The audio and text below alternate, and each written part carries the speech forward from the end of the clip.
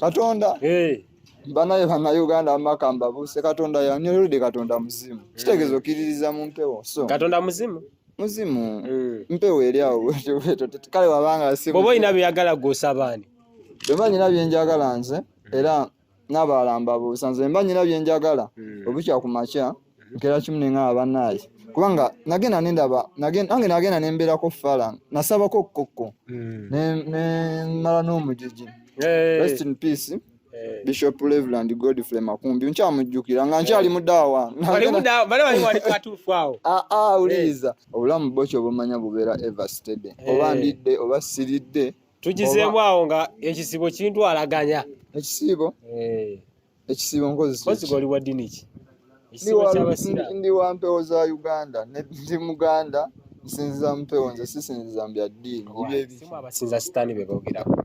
gosinza kisoko gamba abantu kyose Katonda bali bantade kukube tufu kubanga abantu bedda nagenda nentunulako mu kike ekyaffe ekyabomusu abedda nga bayinanga ssente naye nga bakiririzanga mu mpewo kitegeera kati ate nga ndaba bana ab'ebiseera bino tubawaavu tutunda tuvuma tuyomba lwansonga tukiririza mu mpewo mu muzimu Katonda mu muzimu Allah oba Katonda tobabuzabuza eddiini njikiririza n'eddiini gye nzikiriza mbagiyita Lubaale Uganda toli Muganda ni Muganda empewo ze Uganda kati gwo muzimu gosinza ate muzungu gobo osinza simanya Allah oli ku muzimu gw'abazungu osinza kati abazungu balaba abayindi basinza byabwe abachina basinza byabwe kyokaze endi batugamba ababireeteye eddiini bali siba wano kitegeera bazungu bawalabu so kati nolaba nga ate ffe naffe twalina Lubaale waffe twakiririzanga mu mpewo ng'ogenda n'ogaba banaye bajjajja munzitire hands yanafu nga lyogera mu kyaki noyegayirya Katonda omwana nga agenda afa enkya ne bamubika n'atamuwonya naye Lubaale bagamba wasabanga nogamba naye olwaleero nabadde ku bapasita bana basabira abadde bakusabira nodde eri Katonda teri pastor asobola kunsabira pastor kigo ngamba pastor bapasita bona in fact totapinga pastor bapasita bona abalaba waneeno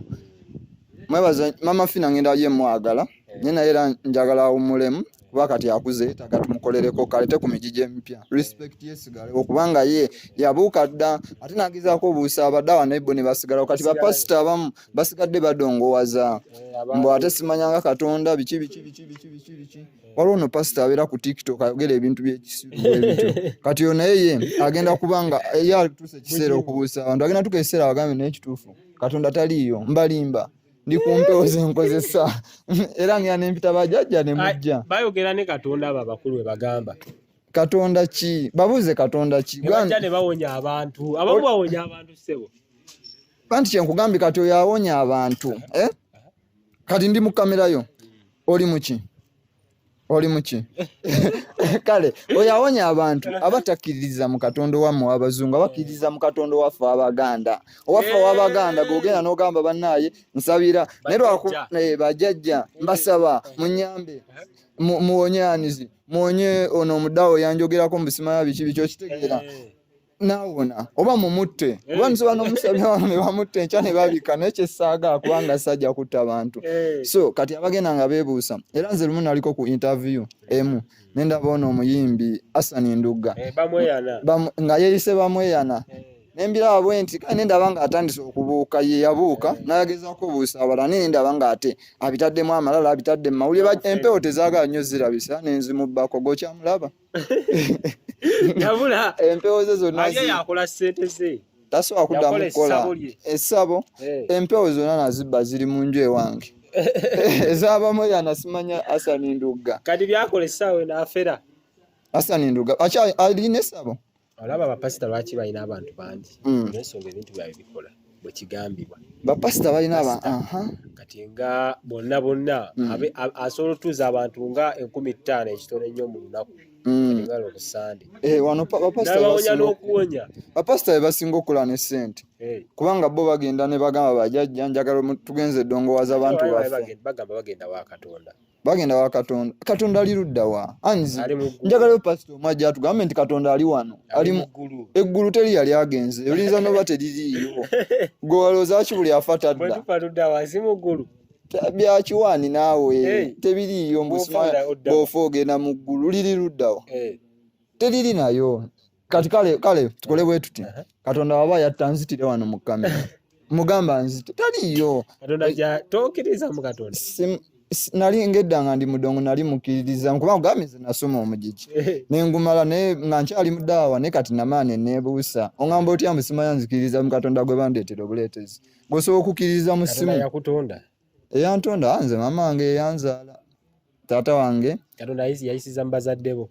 abazadde ate nabo nga babazaala ezo story mpanvu nnyo ezo story tosobola zirondoola tezisobola kuggwayo ezo story eza Katonda baza ne Katonda tugetukesera tumwogereko tumweyo obudde omuzimu golo nga gusituse nga olaba ogwa gundi ogono ani kabaka mwanga we gwasituka ne guyitira mu mwana okitege Yesu yafa eyo nakawanyanyize just bana abantu batudongowazanga edda bagamba era walingayo ekijjuliro noga kati tukolera mpewo zaffe nemukuba nemuzina amaganda gwe tewegomba okulaba obanga pastor bugembe oba oyo simanya kakande nga azina ku maganda nga Yesu byebisenso naye nga tali mu church kulimba abantu so kati nze era nze mpakanya n'eddiini teri nayo eddiini gyeri mpozi bwendikiririza eddiini teriyo kubanga baleeta ndeete okitegeera ate bagireta after ate bwe bagireta after Uganda negwamu obwavu kyovulaba nti ffe Abaganda tuba baavu ate ensi endala zibangagga ate nga abedda anzife abazadde abaffe n'ababo n'abaani bayinanga sente nga omuzadde omu abeera na kyalo kiramba lwa nsonga nti bakkirizanga mu kintu ekyabwe era nga bakola sente naye kati godde eno omugaga n'akulimba nze nnyina abagagga mikwano gyange nnyo naye ongenda nenjogerako ko nembani banaye empewo zikyaliyo nagamba oswaitane nakubuzaabuza naye nga tasobola kubuulira amazima nti kituufu oba oyagala oba omugagga ddayo ku kijja kyewammwe genda olime ku kitaawo genda osinze ku mpewo zewammwe osobola ofuna sente naasiga nga agamba kimu simanya Allah simanya Katonda naye nga talina byakola so bannayuganda amanze ndi wano bategeeza mwena abanda omanyi bo abantu kyenjagala ku bantu bagenda commentinga bad naye nga bo omanyi bo bannayuganda ffe twababuuka ajja n'akuvuma n'agamba laba ono fala era ndi fala nze kenyini kimanyi ndi fala naye ate wadde ne bali nagamba wabula kiwayogedde kituufu abagagga batudongowaza so kyobula abannayuganda nze mbaagala nnyo bakyali bange nnyo era bali ku lubaale si abagezi bonna teri mugezi anizi buli aliko eno live nga mugezi akimanya ali ku lubaale tali kwalaali bya Katonda tali kwalaali bya Katonda kubanga Katonda taliyo ne Katonda lubaale bamusamirira just nange in fact nange wendifa nsobola okuleka nga namidde abaana bange nti bannaye mufune abadongo bemudongowaza nti waliyo Katonda sobbe okitegeera Tiwaliyo Katonda sobbe mwebuli bo bawe banasinza Katonda sobbe nga mwe mugagga kyovula abantu ffe tuko mugamba Katonda nofukamira nga abazungu bafuna sente feri abazungu batulabanga bikima bisodde zinengoye zonna bazitusulira busuulizi mukitegeera ze bambadde mu lwansonga ntusinza bo era Katonda waabo akola ki akola so bannayuganda mwana ekirungi mwe abalina media omuntu wa chance ne tubuusa abantu kiba kirungi naye bonga bo babuuka naye ate ne bamala ne batuvuma mu comment ne batuuzaabuza ate ne mujja ne mutubongako boyi bojja n'onvuma mu comment ate n'ojja n'ombongako maani tombongerangako ddala kuba mbambuusa naye teeka mu comment ogambe wamma kyogedde kituufu mazima man awanda bayuji olunaku lwaleero tulina Sobbe atugezaako kubanga tuwayamu atwogeramu abalambulidde endowooza ye ku mbeera ku nsonga z'eddiini leka ntereezeemuko nkola n'abayimbi nkola so kati zino stories zenjogedde byange okitegeera nga nze simanyi oba nabo beebuusa oba tebeebuusanga nenze neebuusa abayimbi balogo ng'alina empewo eyabamu eyana emugamba tebakusobola kuba nabo basinziza muzimu lwakuba bo tebamanyi ffe tukolagana ne Katonda kuba naye muzimu baguyita Jesus oba Allah guli eyo ffe tukumanyi Katonda muzimu batugamba mbu omwoyo omwerere kyeki nekitange yafa omugenzi tomusange goda naye gwo omwoyo omwerere ne wano weeguli kitegeeza naye muzimu Katonda muzimu byonna gyafuuka mizimu